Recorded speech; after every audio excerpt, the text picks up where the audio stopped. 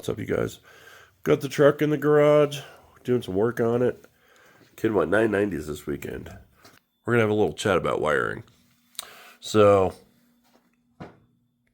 when I put this thing together, I screwed up, and it almost cost us the truck. It literally almost exploded. This is a drop-in fuel cell module. There's two 450 pumps in there, and I have the wires coming out going to two relays.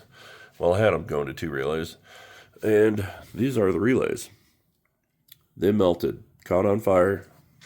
You can see up there, things got a little warm back here. And the wire for the fuel pump for pump one is burnt all the way down. If that would have made it down further into the cell with a half a tank of fuel in it, there's 10 gallons of fuel in there right now. Things would have been really bad. So these are just standard 40 amp relays, and I did not have any fuses for these relays. They were just wired up to the pumps.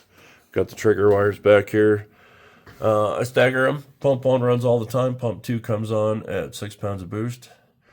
These are the relays that I should have had. These are actually for some fans that I have up front for something else.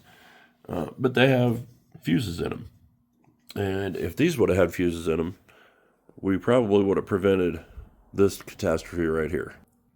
These pumps were new when we put this truck together, and I don't think they have 50 passes on them yet, and pump one is already done. It was pulling so much power that obviously was more power than the factory wire to the pump could handle, and it cooked everything. And once this burnt through and was touching the other wires from the relays, it burnt through another wire, and then everything just grounded itself out. You know, we ran this thing quite a few laps this weekend, and there was a point where we got down to like 1.5 gallons of fuel in the cell, and I think the fuel got so hot that the pump overheated, and that's probably what caused it to do what it did. Guys, especially on fuel system stuff, be careful.